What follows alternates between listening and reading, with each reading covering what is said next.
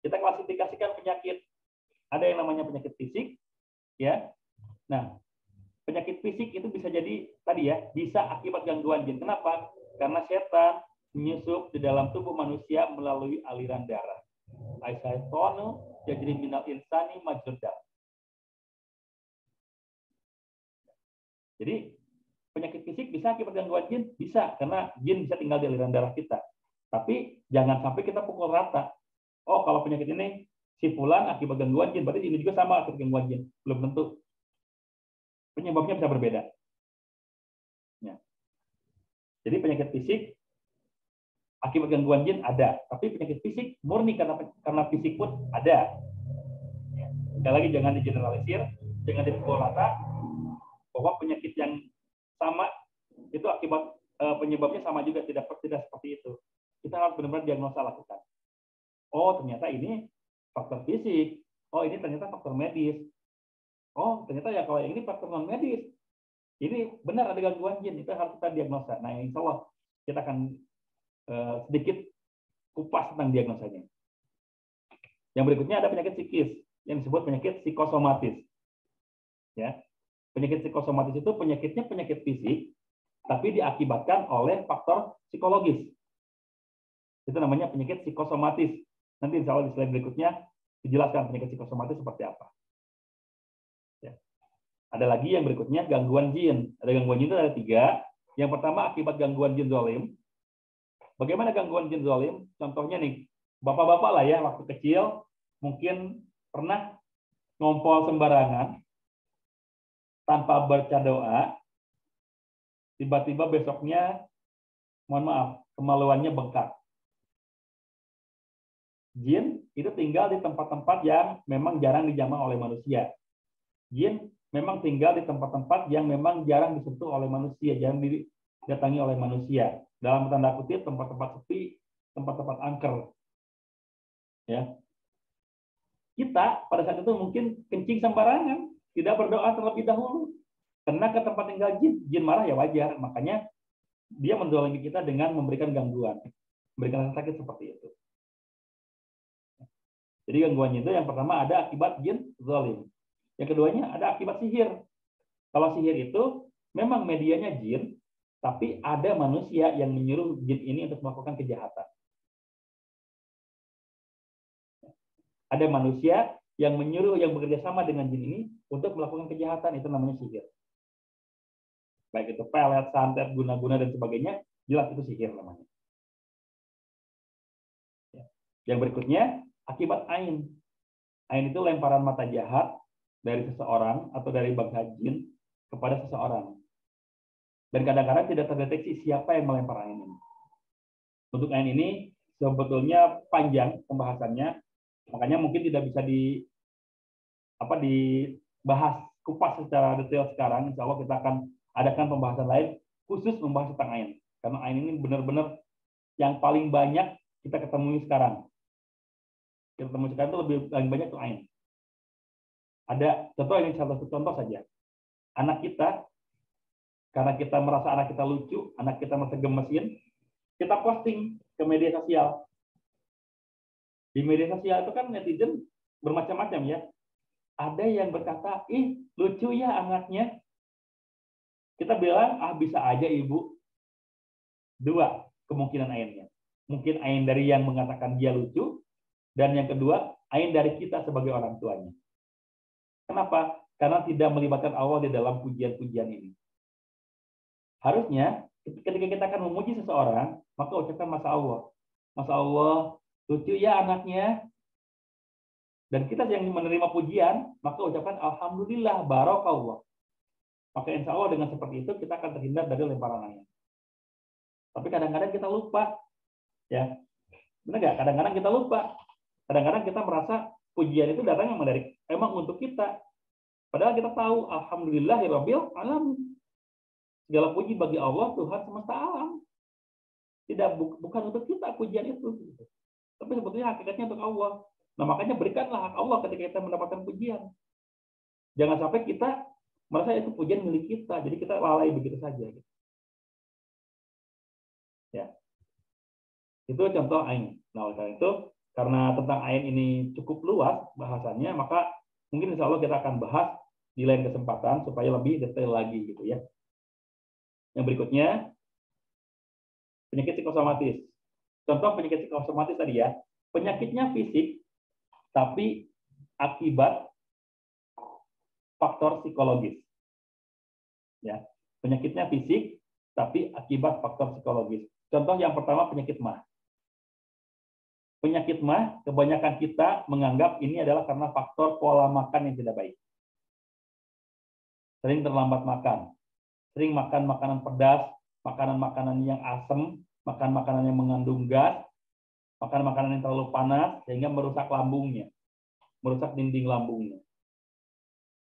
Ya, secara fisik memang itu. Tapi ternyata faktor fisik untuk penyakit MAH itu hanya berpotensi 10-30% saja.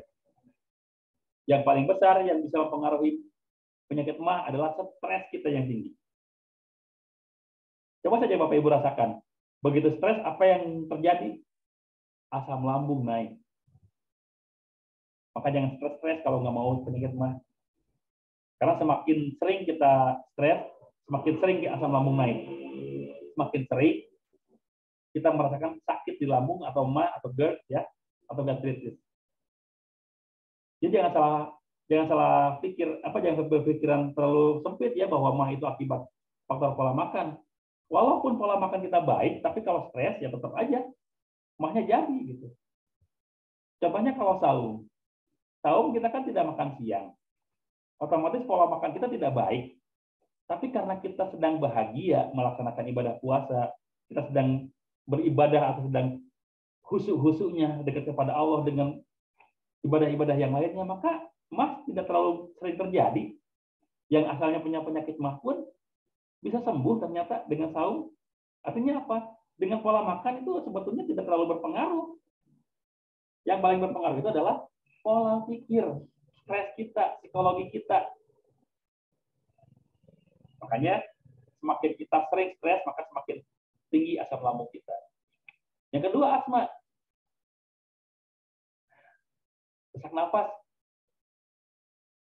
Kebanyakan orang berpikiran sesak napas itu akibat udara, akibat adanya polusi gitu ya, gangguan udara. Padahal yang menyebabkan penyakit asma bisa kambuh kepada kita atau bisa menghinggapi kita adalah rasa sedih yang berlebihan. Ya. Sengaja, Bapak Ibu rasakan kalau ketika sedih, gimana rasanya? Gitu kan? Ngap-ngapan gitu kan ya? Itu apa pertanda apa? Pertanda bahwa paru-paru kita sedang mengempis, mengecil ketika kita sedih. Makanya kalau sering memendam kesedihan, kemungkinan besar dia akan terganggu paru-parunya, sistem pernapasannya. Jadi kalau saya secara empiris ya tanyakan kepada pasien-pasien kita, orang yang terkena penyakit asma itu memang seperti itu. Orang yang bersangkutan sering menahan sedihnya sendiri gitu. Sering menahan kesedihan. Sehingga paru-parunya terganggu, mengempis. Ya. Kemudian hipertensi. Saya yakin kalau hipertensi semuanya sudah tahu, yaitu akibat marah yang terlalu berlebihan. Orang kan kalau marah pasti sebut, wah dia darah tinggi nih. Betul. Semakin sering marah, maka semakin cepat darah tingginya. Semakin dia tinggi darahnya, tekanannya. Makanya jangan marah. Ya. Jangan sering marah-marah kalau tidak mau kena darah tinggi. Kenapa dengan marah bisa menjadi hipertensi? Coba kalau Bapak Ibu lagi marah, detak jantungnya gimana? Kenceng. Ya kan? Detak jantungnya kenceng banget. Itu mengindikasikan kalau semakin kenceng detak jantung kita, semakin tinggi tekanan darah kita. Makanya kalau sering marah, otomatis tensi darahnya akan semakin sering tinggi. Dan yang paling parah bisa sampai stroke loh. Ya. Makanya redam amarah kita dengan memperbanyak istighfar, insya Allah hipertensi akan jauh dari diri kita. Kemudian satu lagi aja, ginjal. Penyakit ginjal kebanyakan orang menyebut itu karena faktor kurang minum. Oke, kurang minum. Saya minum dulu ya Bapak Ibu ya.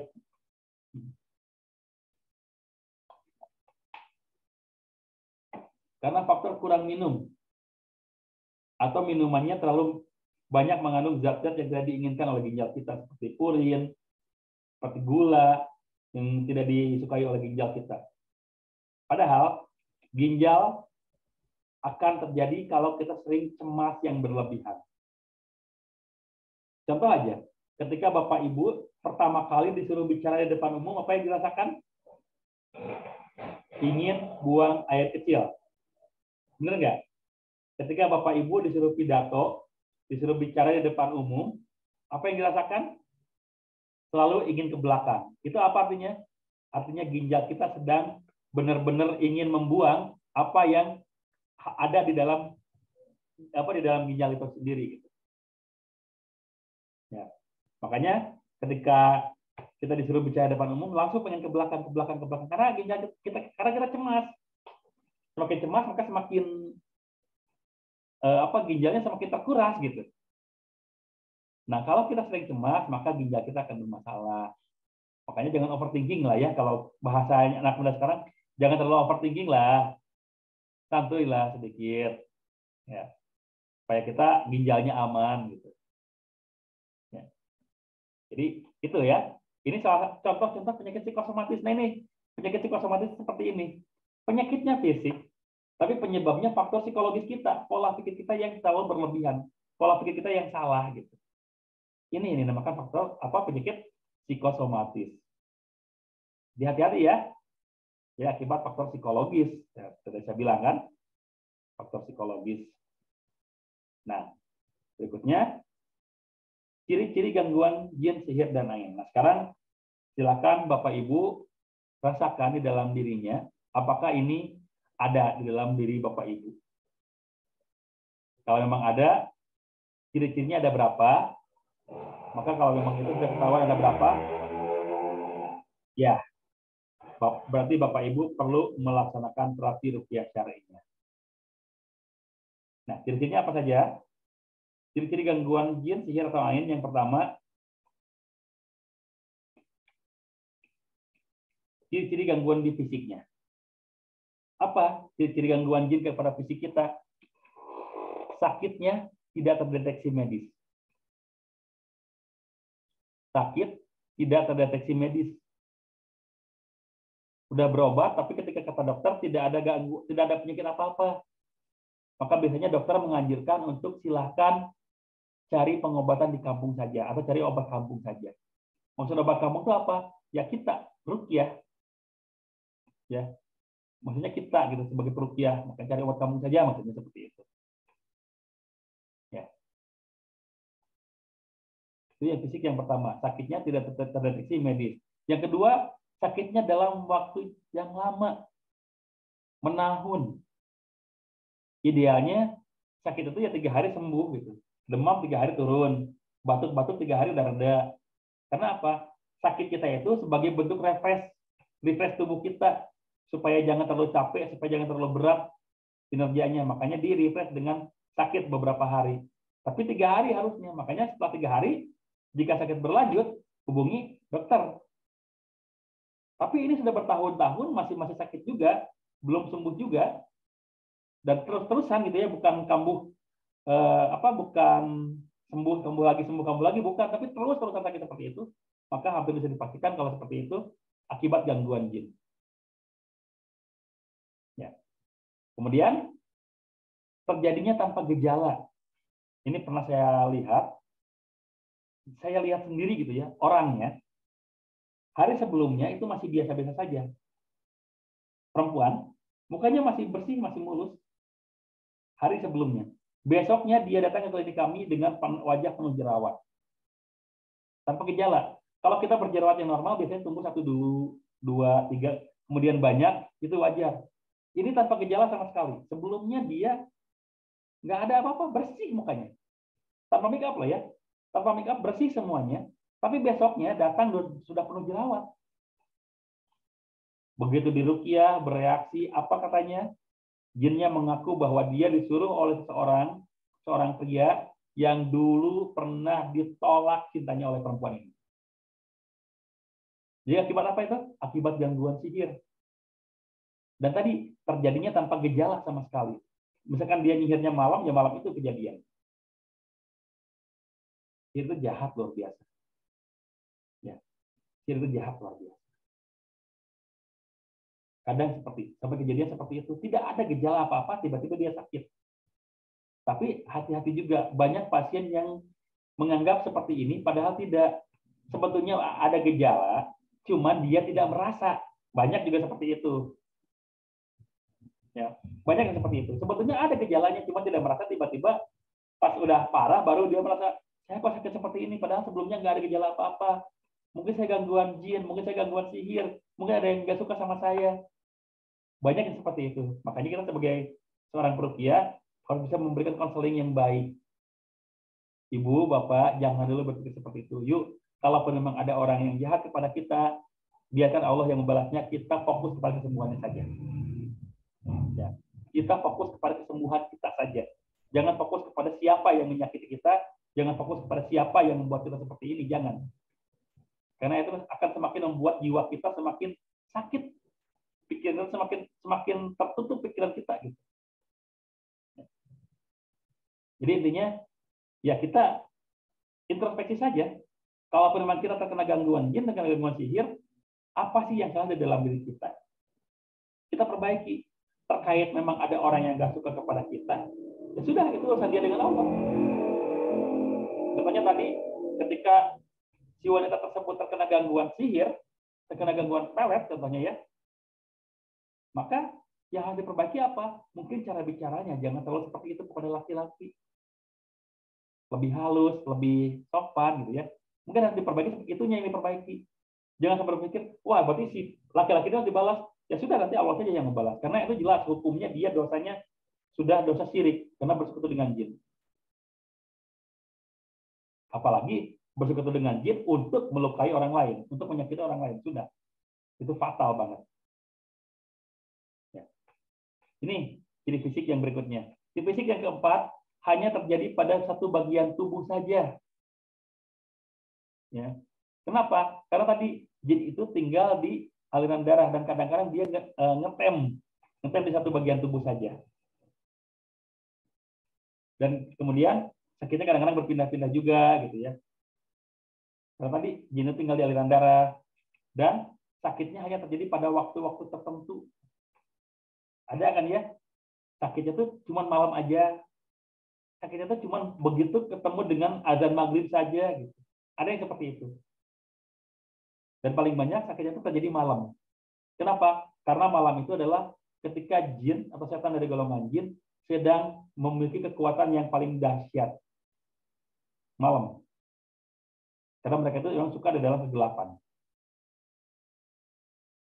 Makanya saya sering menangani pasien yang akibat gangguan jin itu terjadinya malam. Sakitnya itu terjadinya malam. Banyak sekali seperti itu. Ya. Kemudian sakitnya disertai rasa panas. Kenapa? Karena jin itu setan itu terbuat dari api. Nah, ini tapi ini tidak bisa tidak bisa diklasifikasikan terlalu detail gitu ya. Karena kalau kadang-kadang kalaupun peradangan bisa juga akibat terasa panas juga kalau peradangan juga gitu ya. Tapi biasanya kalaupun memang ada gangguan jin suka disertai dengan rasa panas juga. Sakit disertai dengan perubahan kondisi tubuh kayak tadi, asalnya bagus menurut tubuhnya, tiba-tiba dia jadi penuh jerawat. Ini ciri-ciri fisiknya. Saya kan bapak-bapak atau bapak ibu, ada nggak merasa seperti ini? Sakitnya tidak terdeteksi, sakitnya udah lama nggak sembuh-sembuh, tanpa gejala juga terjadi gitu ya. Hanya di satu bagian tubuh. Apalagi kalau sakitnya disertai hanya di waktu tertentu saja, maka hampir dipastikan itu ada gangguan. Kita kan bapak-bapak rasakan, bapak ibu rasakan, ada nggak di diri kita seperti ini? Ini bagian dari diagnosa nih. Diagnosa gangguan jin seperti ini. Kita hanya bertanya kepada pasien kita. Kita hanya bertanya kepada klien kita apa yang dia rasakan gitu. Jadi kita tidak seperti mendiagnosa telapak tangan.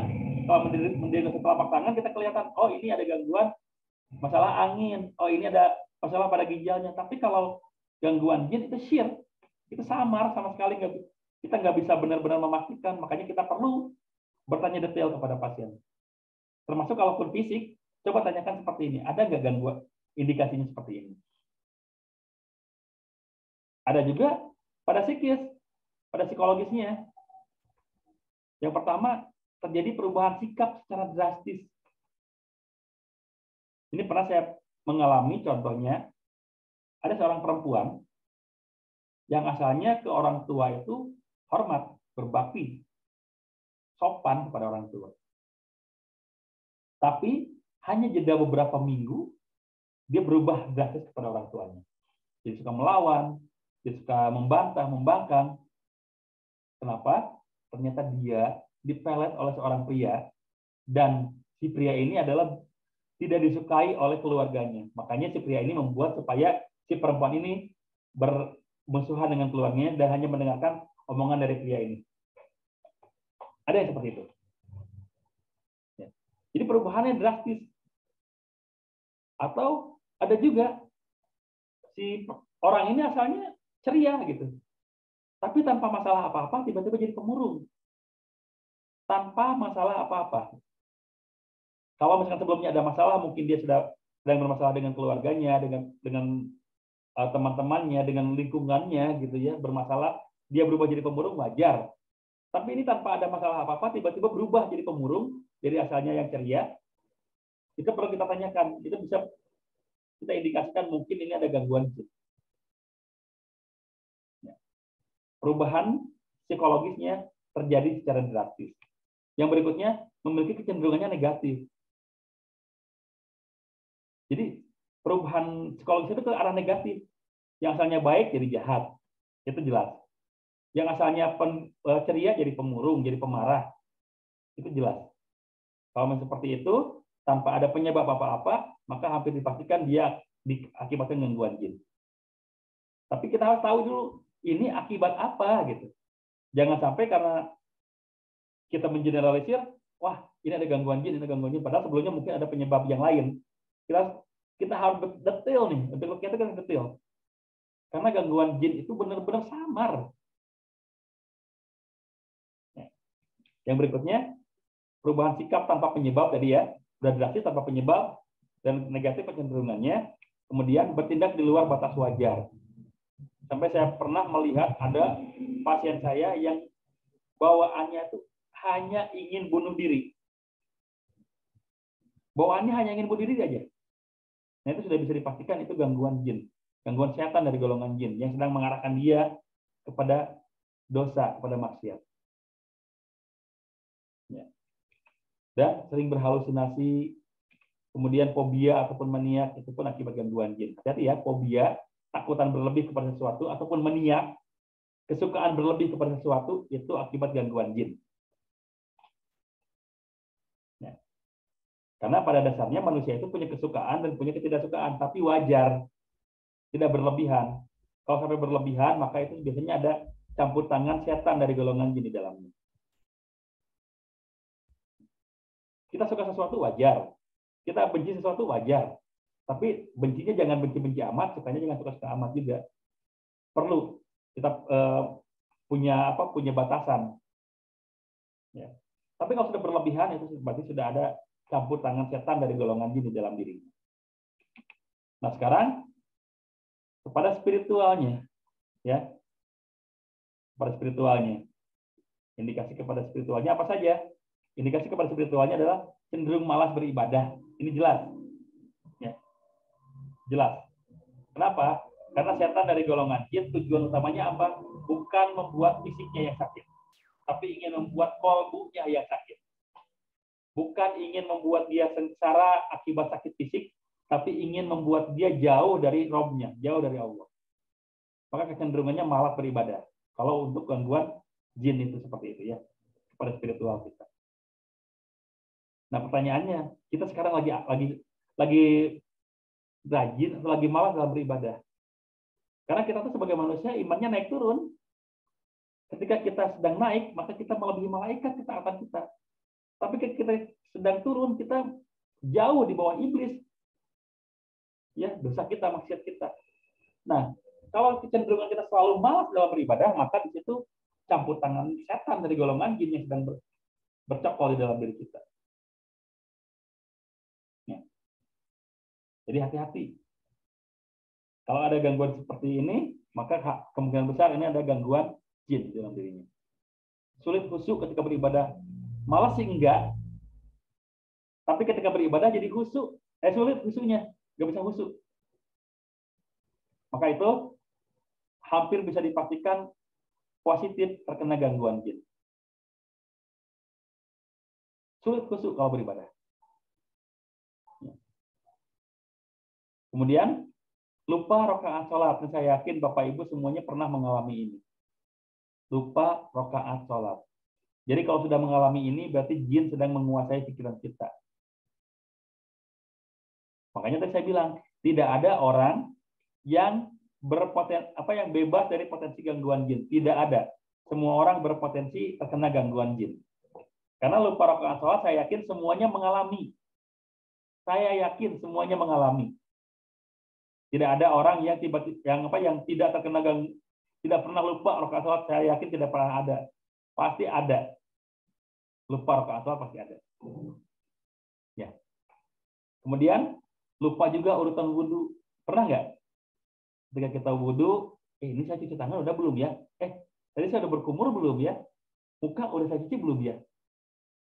Kadang-kadang seperti itu. Kenapa bisa seperti itu sih? Karena memang setan dari golongan jin inginnya kita tuh jauh dari Allah. Dan wudhu adalah poin utama ketika kita akan menjalankan ibadah sholat. Sholat kita akan baik kalau wudhunya baik. Tapi kalau wudhunya udah gak bener, sholatnya pun gak akan bener. Makanya kadang-kadang setan itu mengganggu dari mulai wudhu. Ketika kita wudhu, buat lupa dulu urutannya. Jadi hati-hati kalau bapak-bapak, ibu-ibu sedang mengalami ini, maka potensi gangguan jin sedang kita rasakan. Mulai kita lakukan ruqyah mandiri. Ya, mudah ngantuk ketika tilawah kurang lebih 30 ayat aja udah mulai ngantuk. Apalagi kalau kurang dari 30 ayat udah ngantuk, maka hampir bisa dipastikan jin sedang menguasai pikiran kita. Dan itu bisa terjadi, sangat sering terjadi juga. Ya. Jadi hati-hati ketika tilawah belum juga 30 ayat udah ngantuk, itu jin sedang tidak ingin kita dekat kepada Allah. Karena dengan tilawah kita tuh hati kita merasa tenang, harusnya merasa tenang. Tapi setan dari golongannya itu nggak mau, maunya ya kita dibuat tidak khusyuk aja. Makanya ketika mudah ngantuk ketika tilawah, itu indikasi gangguan jin sedang ada di dalam diri kita. Nah, di antara gangguan-gangguan ini, Bapak Ibu ada merasakan? Yang mana aja yang dirasakan Bapak Ibu? Mungkin ada yang lebih dari 1 ya, lebih dari 2, lebih dari 5. Mungkin ada yang banyak juga dirasakannya. Ya, silakan itu Bapak Ibu sendiri yang bisa menjawab. Silakan Bapak Ibu sendiri yang bisa menjawab, karena di sini bukan hak saya untuk menghakimi, untuk memvonis, tapi di sini diagnosanya adalah diagnosa untuk diri kita sendiri. Oh iya, saya ada gangguan-gangguan ini ada. Oh iya, berarti saya ada gangguan jin. Oh iya, gangguan-gangguan ini saya rasakan, berarti benar saya sedang ada gangguan jin. Maka perlu ruqyah mandiri. Nah, seorang praktisi ruqyah syar'iyyah itu selalu menganjurkan ruqyah mandiri, bukan menganjurkan yuk saya ruqyah, bukan. Tapi selalu menganjurkan ruqyah mandiri. Kalau memang dia tidak tahu cara ruqyah mandiri, baru kita ruqyah sebagai apa? Sebagai bahan pembelajaran kepada dia. Ini loh cara ruqyah mandiri itu seperti ini gitu. Makanya kalau saya itu seringnya 1 kali aja orang yang saya ruqyah, berikutnya jangan datang lagi. Berikutnya ruqyah mandiri gitu. Gak usah datang-datang lagi untuk diruqyah, jangan. Ruqyah mandiri aja berikutnya. Gitu.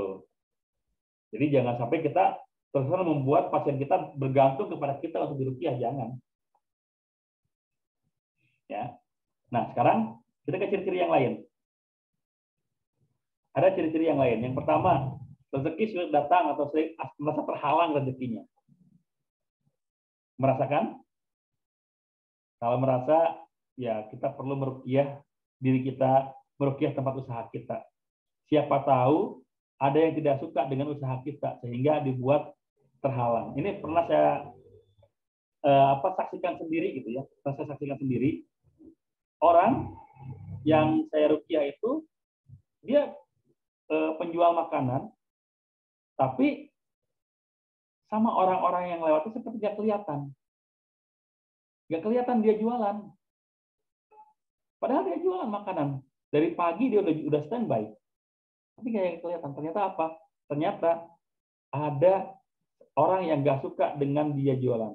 Begitu di ruqyah, ditemukan buhul sihir di dalam tempat usahanya, berupa pocongan-pocongan itu, pocongan kecil. Ada yang seperti itu. Jadi kalau rezeki datangnya agak sulit, maka kita perlu perlu perhatikan, mungkin kita perlu diruqyah. Karena bisa jadi kita ada yang mengganggu. Ya. Tapi kita tidak perlu tahu juga siapa yang mengganggu. Yang penting, oh ini ada yang mengganggu saya. Ya sudah, saya ruqyah mandiri, saya bermunajat kepada Allah, ingin sembuh, ingin diselesaikan masalah ini supaya rezeki saya kembali lancar seperti sedia kala. Ya. Itu yang pertama. Yang kedua, mungkin sulit jodoh. Ada yang usianya di atas 30, 40 tahun masih belum punya jodoh. Ya. Ya, itu juga perlu ruqyah mandiri. Ya, perlu ruqyah mandiri. Kenapa? Karena siapa tahu, ini pernah juga kejadian, Pak ya. Pengalaman saya meruqyah, ada seorang laki-laki yang usianya sudah 40 tahun lebih malahan.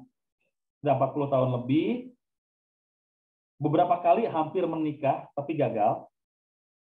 Ya, beberapa kali hampir menikah tapi gagal. Tiba-tiba saya minta diruqyah. Begitu diruqyah, apa yang terjadi? Dia bereaksi mengeluarkan suara perempuan. Kok bisa mengeluarkan suara perempuan? Karena ada setan dari perempuan yang menyukai pria ini. Setan jin dari golongan perempuan yang menyukai pria ini. Sehingga begitu dia dekat dengan perempuan lain dari golongan manusia, selalu diganggu, dipisahkan terus. Kok bisa? Ya karena salah satu penyebabnya ketika sedang masuk ke kamar mandi, laki-laki ini lupa berdoa. Kan doa masuk ke kamar mandi kan, Allahumma inni a'udzubika minal khubusi wal khaba'ith. Minta perlindungan dari setan laki-laki dan setan perempuan. Dari sini jelas bahwa setan itu ada dua jenis. Ada laki-laki, ada perempuan. Nah, kalau kita lupa berdoa, maka hijab kita di kamar mandi terbuka. Terbuka hijab kita, mereka melihat aurat kita. Setan laki-laki kalau melihat aurat perempuan pasti suka.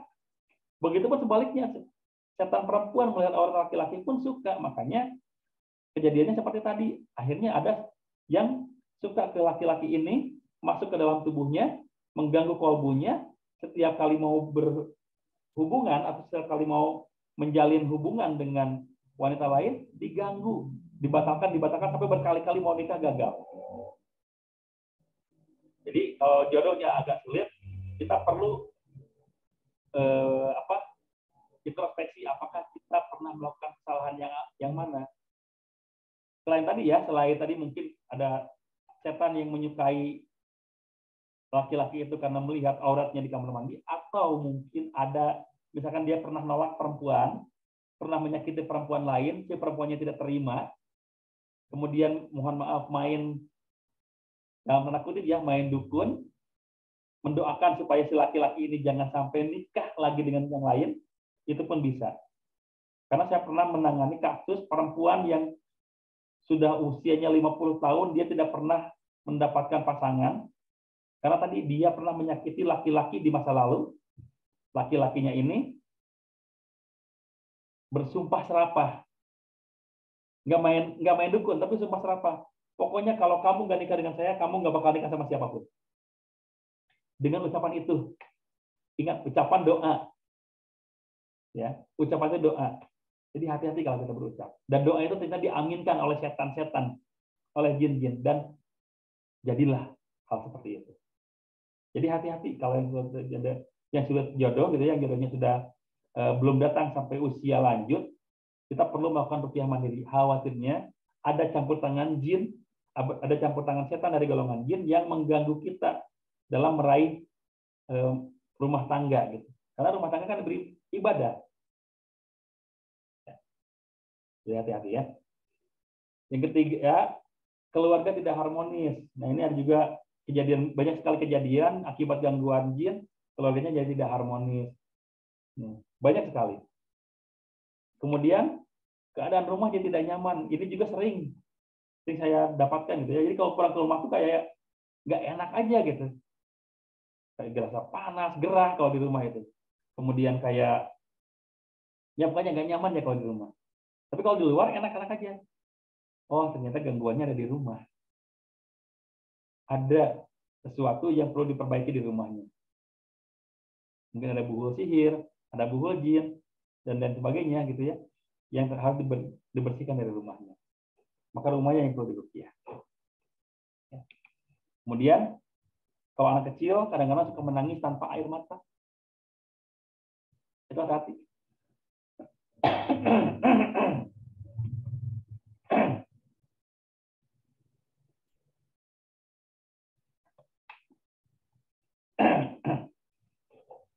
Jadi kalau kita melihat anak kita, keluarga kita, keponakan kita, siapapun,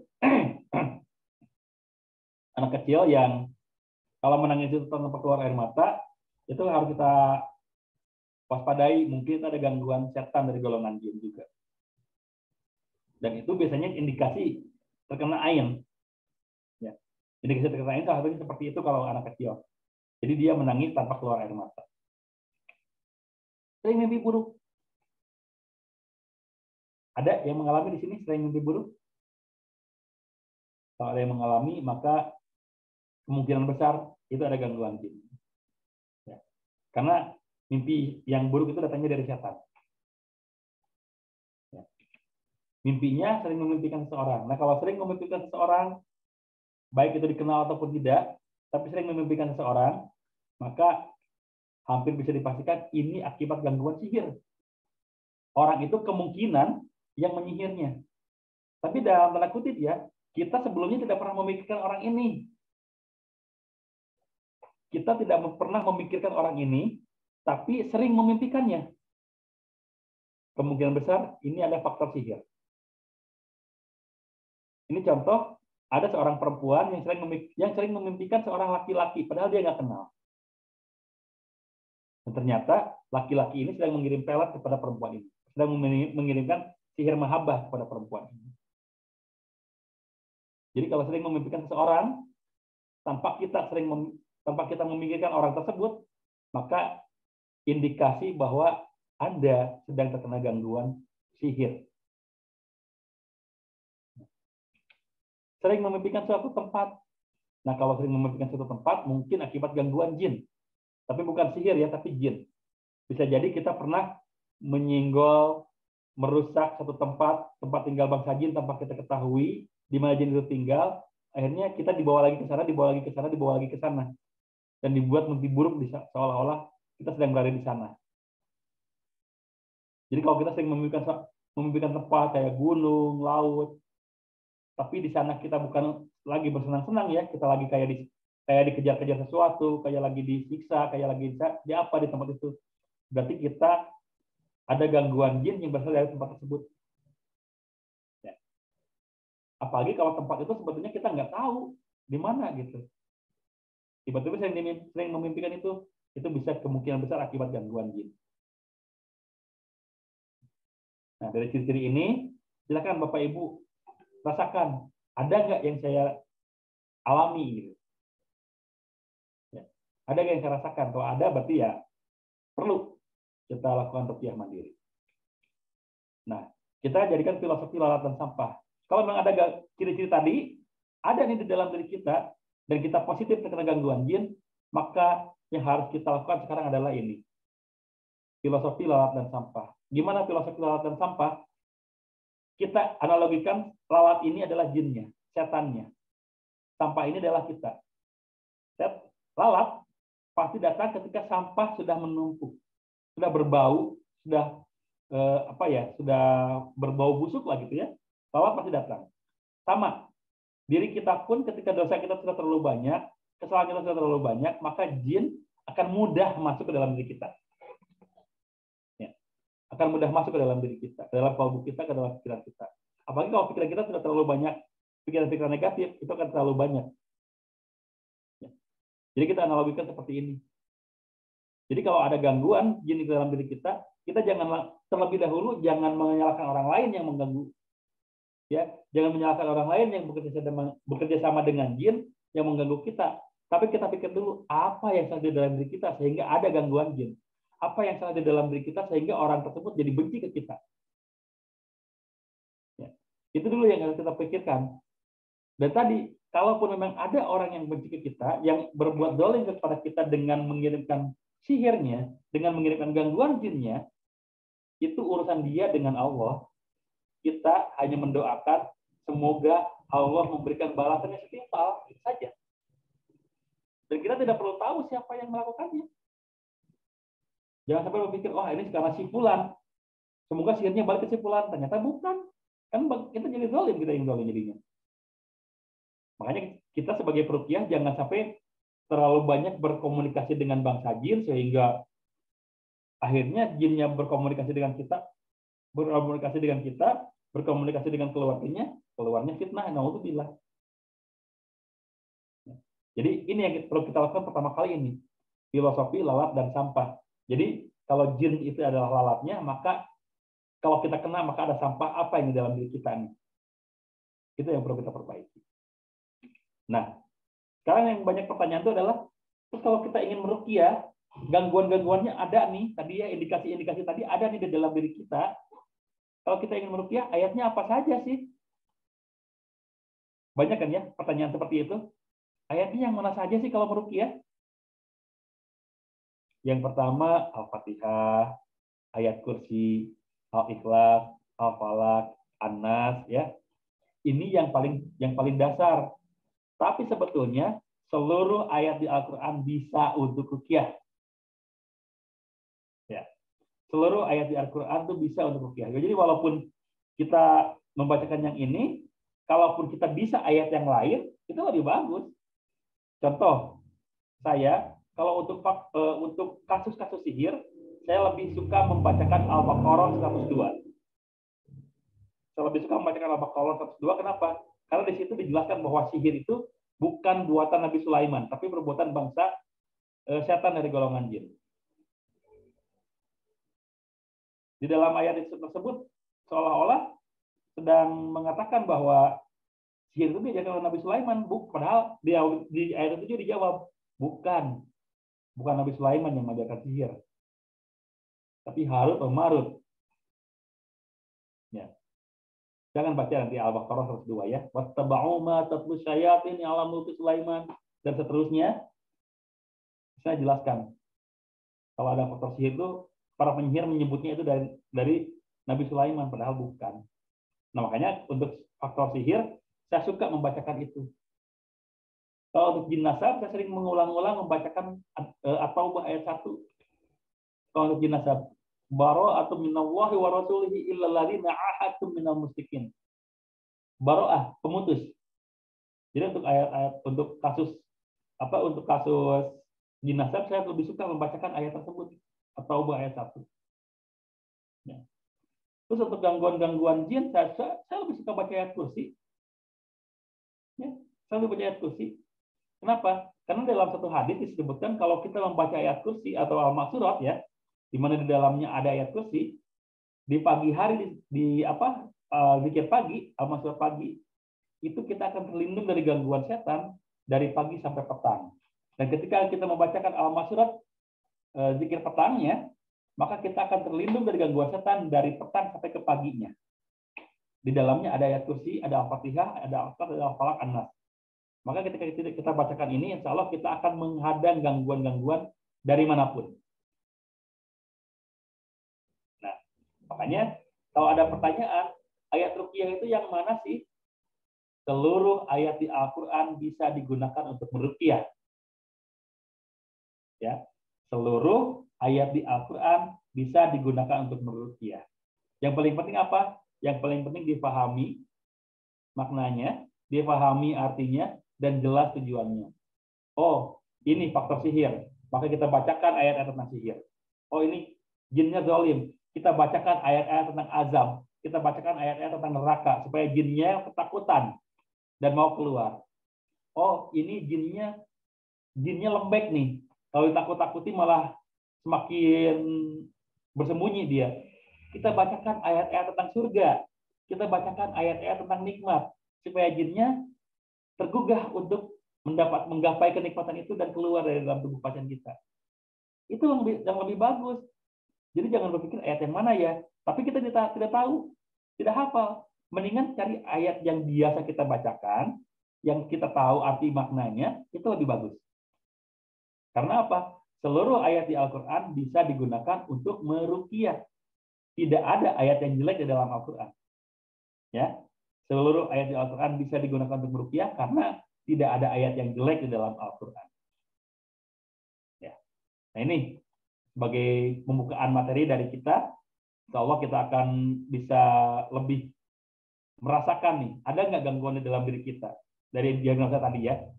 Jadi diagnosanya bukan berarti saya melihat apakah Bapak Ibu ada gangguan jin atau tidak. Tidak, karena kita semua tidak bisa melihat jin itu ada atau tidak di dalam diri seseorang.